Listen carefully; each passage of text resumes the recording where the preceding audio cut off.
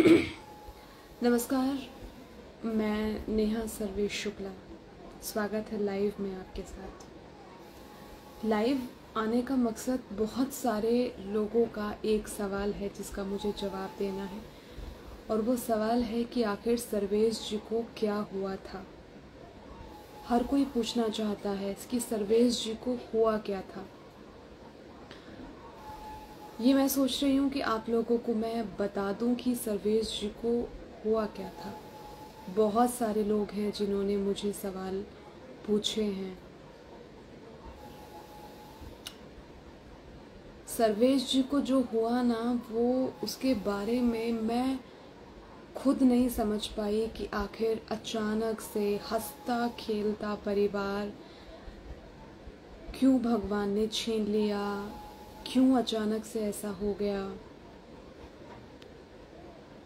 बहुत सारे लोग जुड़े हुए हैं। सर्वेश जी को क्या हो गया था, इन सवालों का जवाब मैं आपको दे दूंगी। फिलहाल तो ये रूम है, और सच बात बताऊं कि तब से ना उस दिन से यहाँ सोने का मन नहीं करता। नहीं, ये देखिए तस्वीर लगी हुई है हम लोगों की इस रूम में। शायद आप लोग देख रहे होंगे, मेरी और सर्वेश जी की तस्वीर है ये देखिए। मन ही नहीं करता इस रूम में अकेले आने का।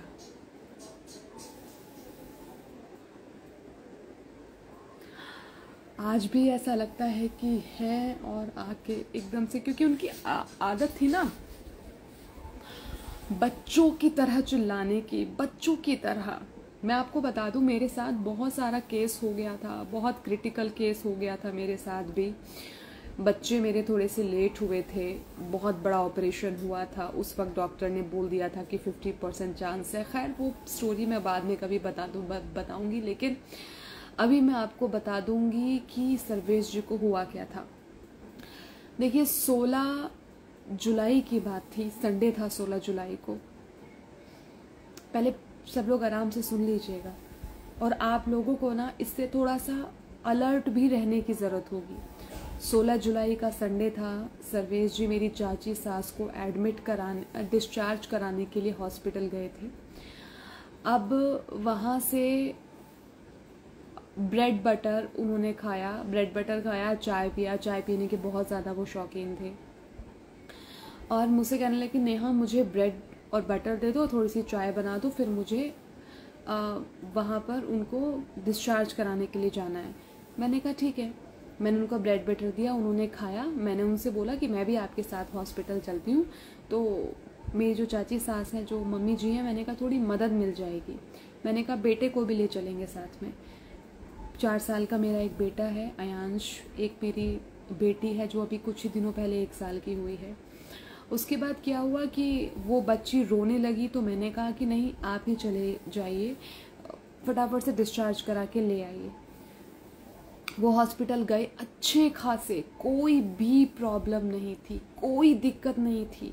ये सुबह उन्होंने ये भी कहा हो कि मुझे सर में दर्द हुआ था, कुछ भी दिक्कत नहीं थी। अच्छे खासे वो हॉस्पिटल गए।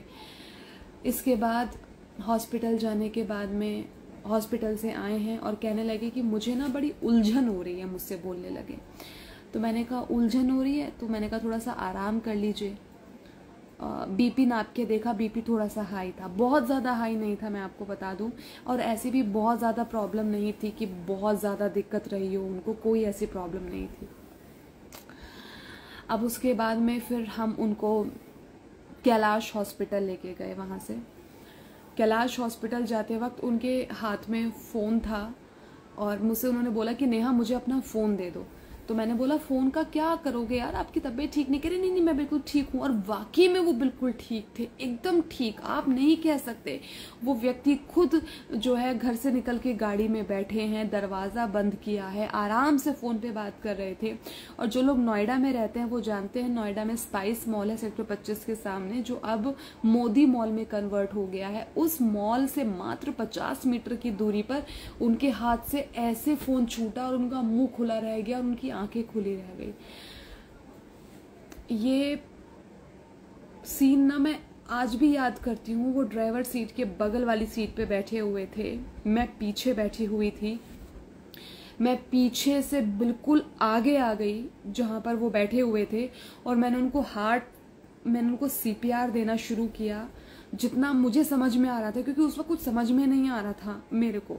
मैंने उनको रास्ते में CPR देना शुरू किया, और मैंने उनको माउथ टू माउथ ऑक्सीजन देना शुरू किया।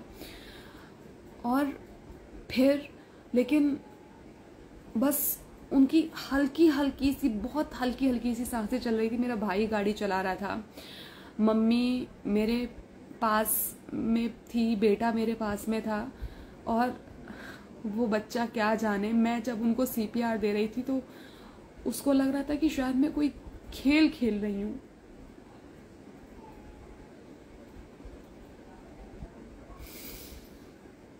उसको लग रहा था कि मम्मा कोई खेल खेल रही है, तो कह रहा मम्मा मैं भी करूंगा, मैं भी करूंगा। मैंने उसके ऊपर चिल्लाई, मैं कहा बेटा आप आराम से बैठो। फिर हम लोग कैलाश हॉस्पिटल, मेरे भाई जितना जल्दी गाड़ी चला सकता था उतनी जल्दी उसने गाड़ी चलाई। फिर हम लोग कैलाश हॉस्पिटल पहुंचे।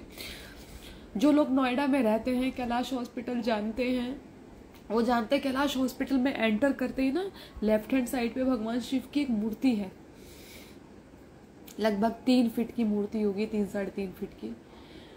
सब लोग क्या सर्वेश जी को लेकर अंदर चले गए, लेकिन मैं उस मूर्ति के पास बैठी रही। मैंने पैर पकड़ लिए भगवान भोलेनाथ के। मैंने उनसे बोला, मैंने कहा बाबा सावन चल रहा है, मैंने कहा सावन में इतने निष्ठुर मत बनना। मैं रोती रही, बिलखती रही, रोती रही, बिलखती रही भोलेनाथ के सामने। मैं बहुत चिल्लाई उनके सामने। पूरा हॉस्पिटल खड़े होकर उस वक्त मुझे देख रहा था। मैं बहुत चिल्लाई। मैंने कहा ऐसा मत करना, मेरे साथ ऐसा मत करना। मैंने कहा मैं तुम्हारे पैर नहीं छोड़ूंगी, तुम्हें उनको मुझे वापस करना पड़ेगा। उधर डॉक्टर ने मेरे भाई को बोला कि इनमें कुछ नहीं है, इनमें कुछ नहीं है, डॉक्टर ने बोला। मेरा भाई हाथ जोड़ के खड़ा हो गया। मेरे देवर भी थे वहां पे, घर के और भी फैमिली मेंबर्स थे। मैं अंदर नहीं गई।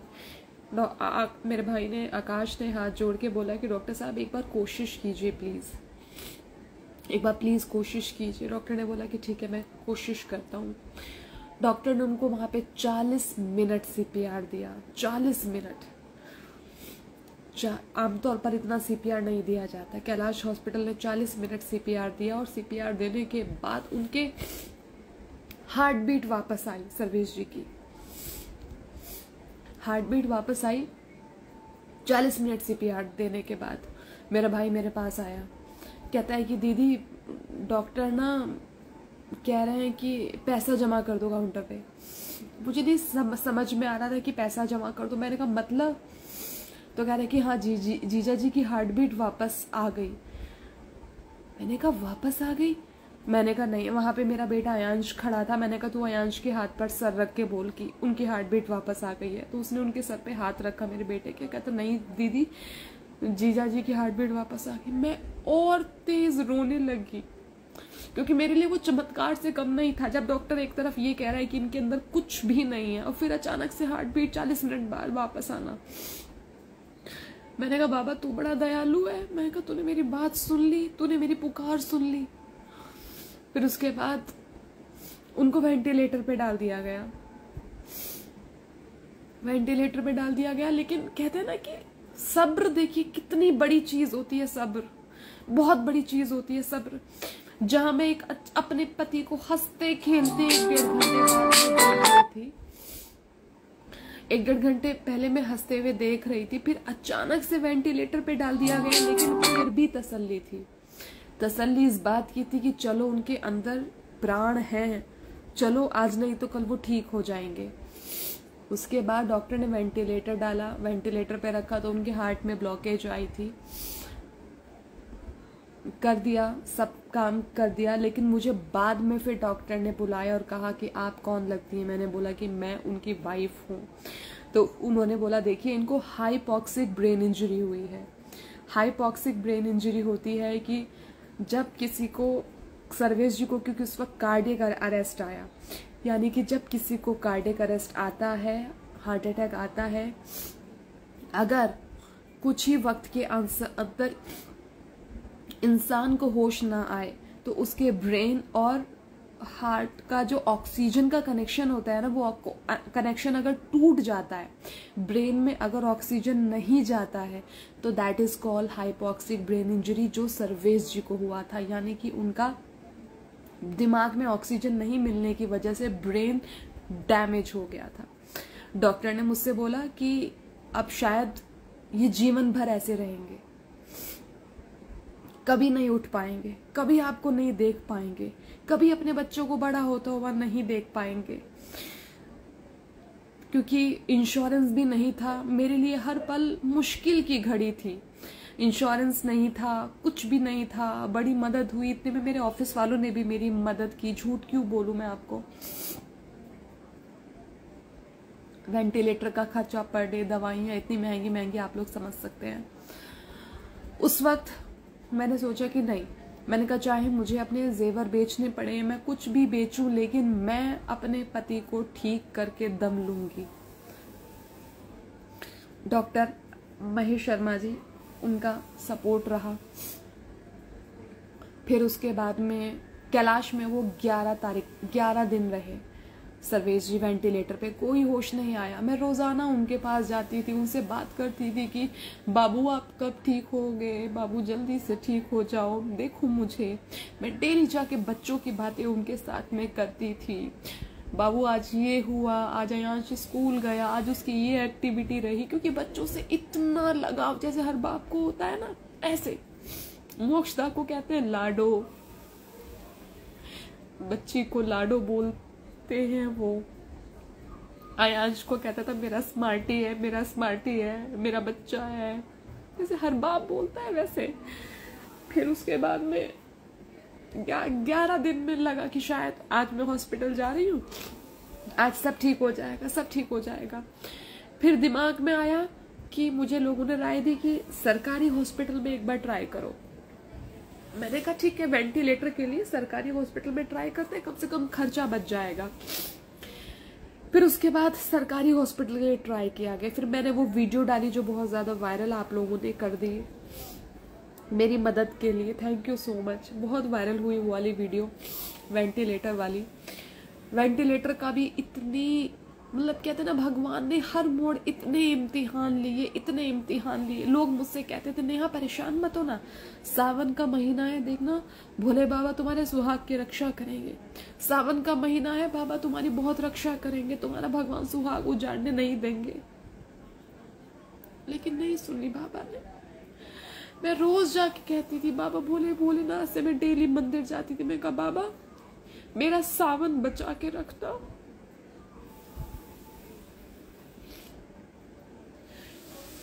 मेरा सावन हमेशा हरा भरा रखना। लेकिन बाबा ने मेरी बात नहीं सुनी। खैर, वेंटिलेटर का चीज हुई कि वेंटिलेटर कैसे मिलेगा, तो सरकारी हॉस्पिटल में दौड़ भाग शुरू हुई वेंटिलेटर को लेकर। वेंटिलेटर मिले, मंत्रियों के लेटर लगवाए, मंत्रियों के मैं पास गई सुबह 6 बजे उठ के, बहुत चक्कर काटे, कहीं से बात बन जाए, लेटर मिला। फिर मैं एम्स गई, एम्स में वहां पर दौड़ा भागी की, क्योंकि देखिए कोई था ही नहीं दौड़ा भागी करने के लिए। अपने पति के हाथ में रिपोर्ट लेकर कभी इस हॉस्पिटल भाग, कभी इस हॉस्पिटल भाग, इस उम्मीद में कि कभी तो आंखें खोलेंगे, कभी तो देखकर बोलेंगे कि बाबू मैं ठीक हूँ।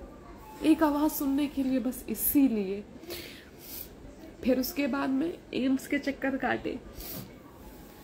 पत्रकारों ने बहुत मदद करी, सर्वेश जी के जितने भी दोस्त थे, एम्स के डायरेक्टर हैं, उनके पास मुलाकात हुई, उन्होंने मुझसे बात की। वो किस्सा मैं आपको बताती हूँ। तो मैं उनके पास बैठी, मुझसे कहते हैं आप कौन उनका भी नाम सर्वेश है। तो मुझसे कहने लगे आप कौन है। मैंने कहा मैं इनकी पत्नी हूँ। कह रहे आप जानते हैं इनको क्या हुआ है। मैंने कहा मैं बहुत अच्छे से जानती हूँ इनको क्या हुआ है। तो कह रहे हैं कि इस रिपोर्ट में कुछ नहीं है, दुनिया का कोई हॉस्पिटल आपको वेंटिलेटर नहीं देगा। मैंने सिर्फ इनको इतना बोला डॉक्टर को, मैंने कहा 99.99 उम्मीद नहीं है ना आपके हिसाब से। कहने लगे नहीं। मैंने कहा 1% चांस है। अरे शायद। मैंने कहा मैं उसी शायद पे जिंदा रहना चाहती हूँ, बस सिर्फ मैं उसी शायद पे जिंदा रहना चाहती हूँ। तो उनके पीछे माँ बगलामुखी की मूर्ति थी। तो कह रहे हैं कि तुम इनसे लड़ लोगी। हाँ बेटा, ये पकड़ो ना, ये पकड़ो, ये पकड़ो। हमारे साथ मुझसे बगलामुखी माता की मूर्ति थी। उन्होंने बोला कि इनसे कौन लड़ेगा। मैंने कहा मैं इनसे मैंने कहा मैं झगड़ा करूंगी, मैं लड़ूंगी। तो कह रहे तुम सत्यवान की सावित्री बन के दिखाओगी। मैंने बोला कि हाँ, ये मोक्षदा है मेरी बेटी, अभी 1 साल की हुई है। अयांश आप भी हेलो कर दो। Hello mummy spider man, hello कर। ये अयांश है मेरा बेटा। हेलो। 2 बच्चे हैं मेरे। डॉक्टर ने बोला हेलो स्पाइडरमैन। हाँ ये स्पाइडरमैन है। 1 मिनट, मम्मा कुछ बात करी बेटा। मम्मी ये क्या है? ये बाल। तो डॉक्टर ने बोला कि इनसे कौन झगड़ा करेगा। मैंने कहा इनसे झगड़ा करूंगी मैं। तो तुम लड़ लोगी? कह रहे, मैंने कहा हाँ मैं लड़ लूंगी। उनकी आंखों में आंसू आ गए। तो कह रहे कि तू बड़ी हिम्मती है। कह रहे ऐसी लड़की मैंने नहीं देखी। मैंने कहा सर जब अपने पे आता है ना, सबके अंदर हिम्मत आ जाती है। हर माँ के अंदर, हर पत्नी के अंदर, हर पिता के अंदर, हर बेटे के अंदर, सबके अंदर हिम्मत आ जाती है। कैलाश वालों ने तो मुझे रानी लक्ष्मीबाई का टाइटल दे दिया। कह रहे देखो रानी लक्ष्मीबाई आ गई है। मैंने उनको बोला कि मुझे रानी लक्ष्मीबाई अभी मत बोलिए, मुझे तब बोलना जब मैं सर्वेश जी को अपने साथ घर लेकर जाऊंगी। मैंने कहा मैं उस वक्त रानी लक्ष्मीबाई बाई बनूंगी। फिर एम्स में बहुत कोशिश की, लेकिन न्यूरोलॉजिस्ट की इनको जरूरत थी। लेकिन न्यूरोलॉजिस्ट ने जो वहाँ की एचओडी थी, उन्होंने रिपोर्ट देखा तो उन्होंने बोला कि नहीं हो सकता। रिपोर्ट में कुछ भी नहीं था, क्योंकि दुनिया के बड़े से बड़े डॉक्टर की इनकी रिपोर्ट दुनिया के बड़े से बड़े डॉक्टर के पास गई थी, लेकिन सबने सिर्फ यही बोला कि नेहा कुछ नहीं होगा, कुछ नहीं होगा। ये सुन के मैं तंग आ गई थी, मैं लड़ने लगती थी डॉक्टर से। मैंने कहा अब मत बोलिए आप ऐसे। मैंने कहा ऐसे मत बोलिए आप। मैंने कहा आप, मैं 1% पे मैंने कहा मैं जिंदा रहना चाहती हूँ, बस 1% पे। एम्स के कई चक्कर काटे, जीबी पंत के चक्कर काटे। जीबी पंत हॉस्पिटल में भी जिस तरीके से फिर जुगाड़ हुआ, वहां पर फिर ईश्वर की कृपा से बेड मिला, वेंटिलेटर बेड मिला, क्योंकि ऐसे पेशेंट को कोई वेंटिलेटर बेड नहीं देना चाहता जो कि क्रिटिकल केयर का, क्योंकि इनका केस था, क्रिटिकल केयर का केस था। फिर फाइनली 26 जुलाई को इनको जीबी पंत हॉस्पिटल में रखा गया। A block first floor general ICU bed number 2 पे इनको रखा गया। लगातार सिचुएशन बहुत ज्यादा कंट्रोल में हुई। कभी लगा कि ठीक हो जाएगा, कभी लगा कि ऐसे ही रहेगा। फिर डॉक्टर ने कहा कि धीरे धीरे किडनी की परेशानी होनी शुरू हो रही है, बीपी की परेशानी होनी शुरू हो रही है, किडनी धीरे धीरे काम नहीं कर रही है, डॉक्टर का बोलना था। डॉक्टर ने बोला कि ऐसे केसेस में मल्टीपल ऑर्गन फेलियर हो जाते हैं। हम लगातार, पहले मैं यहाँ से, हाँ बेटा, पहले मैं यहाँ से सुबह अयांश को स्कूल छोड़ना, घर का काम, उसके बाद सर्वेश जी के ऑफिस बैठती थी थोड़ी देर, फिर उसके बाद में मैं हॉस्पिटल जाती थी, फिर उसके बाद में वहाँ पे सब देखना, फिर रात को कभी 11 बजे घर आना, कभी 11:30 बजे मेट्रो से घर आना। सब लोगों ने बोला कि तूने बहुत तपस्या की लेकिन कोई फल नहीं हुआ। किसी ने बोला कि जिसने जो बोला हर काम किया, मैं आपको बताऊं। किसी ने बोला शिवलिंग पे चढ़ा हुआ जल दे दो, वो भी पिलाया। किसी ने बोला शिवलिंग पे चढ़े हुए बेलपत्र इनको स्पर्श कराओ, वो भी कराया। शिवलिंग पे चढ़े हुए बेलपत्र का रस निकालो। जिसने जहाँ भी जल बोला, भभूत बोला, जहाँ जिसने जो बोला, हर तरीके से हर काम करवाया, लेकिन सब कुछ फेल हो गया। सब कुछ फेल हो गया, सब कुछ फेल हो गया। फाइनली मल्टीपल ऑर्गन फेलियर की वजह से किडनी उनकी डैमेज हो रही थी, धीरे धीरे क्रेटिनाइन बढ़ता जा रहा था। बहुत सपोर्ट रहा इस बीच। एक भैया है सर्वेश जी, अभिषेक एक भैया है, उनका बहुत बड़ा सपोर्ट रहा। एक जीजा जी है, उनका सपोर्ट रहा, बहुत सारे लोगों का सपोर्ट रहा। बस कुल मिलाकर 2 सितंबर, ये भी मैं किस्सा किस दिन आपके साथ शेयर करूंगी। 2 सितंबर जिस दिन सर्वेश जी नहीं रहे, सुबह से ही एक अलग सी इंट्यूशन हो रही थी, वो कभी अलग से बताऊंगी आपको मैं अभी। लेकिन अभी 2 तारीख को फाइनली मल्टीपल ऑर्गन फेलियर की वजह से सर्वेश जी नहीं रहे। मैं भूत इसकी इन्हीं शैतानियों की वजह से बस कह लीजिए कि मैं जिंदा हूँ। अयांश इधर आओ। मम्मी मैं भूत हूँ, भूत। आपने पाउडर लगा लिया है बेटा? मैं भूत हूँ। मैं भूत हूँ। दिशुम मम्मी मैं भूत बन गया। नहीं, भूत नहीं बनते बेटा, भूत बनना गलत बात है। हनुमान जी बना दूं? तो बस इस तरीके से multiple organ failure, hypoxic pericardic arrest, hypoxic brain injury और उसके बाद मल्टीपल ऑर्गन फेलियर। ये किस्से अभी बीच में बहुत सारी ऐसी चीजें हैं जो मैं शेयर करूंगी, बहुत सारी की 2 दिन। हाँ, इस बीच में गुरुजी के भी मंदिर गई, छतरपुर बड़े गुरुजी, बड़े मंदिर छतरपुर, शायद आप लोग जानते होंगे। मैं गुरुजी से भी जुड़ी इस दौरान। गुरुजी की अमृत वेला करनी। मैंने कहा ना, रात को 12-1 बज जाते थे हमें सोते सोते, और 12-1 बज जाते थे सोते सोते। उसके बाद मैं 3 बजे 2:30 बजे फिर जग जाती थी अमृत वेला करने के लिए। 2:30 बजे से 3 बजे से 6 बजे तक मैं अमृत वेला करती थी सर्वेश जी के लिए। उसके बाद फिर अपने हॉस्पिटल के लिए तैयार होना, यानी कि लगा लीजिए इन 2 महीने में शायद मैं 3.5 घंटे भी नहीं सोई अच्छे से, इस उम्मीद के साथ कि आज मैं हॉस्पिटल जाऊंगी तो शायद आज मुझे आवाज सुनने के लिए मिलेगी, शायद आज सब ठीक होगा। आज का लाइव मैं यहीं पे खत्म कर रही हूँ क्योंकि मोक्षदा बहुत ज्यादा रो रही है, आप लोग आवाज भी सुन सकते हैं। मैं आगे की जो चीजें है ना कि 2 तारीख को उस दिन क्या कुछ हुआ था, क्या मुझे सुबह से इंट्यूशन हो रही थी, वो सब मैं आपके साथ जल्दी शेयर करूँगी आज अपने लाइफ में। बस इतना ही, लेकिन इतना ध्यान रखना कि हमेशा ना पैसा जिंदगी में हो या ना हो, लेकिन सेहत का होना बहुत जरूरी है। बड़े बुजुर्गों ने कहा है कि सेहत सबसे बड़ा धन है, बिल्कुल सच बोला है। अपना बहुत ध्यान रखिए, जरा सा भी आपको कुछ लगता है ना, बहुत सीरियस होइएगा और बस अपना ध्यान रखिएगा। नमस्कार। नानी, ये क्या हो रहा है? ये चोट लगी है।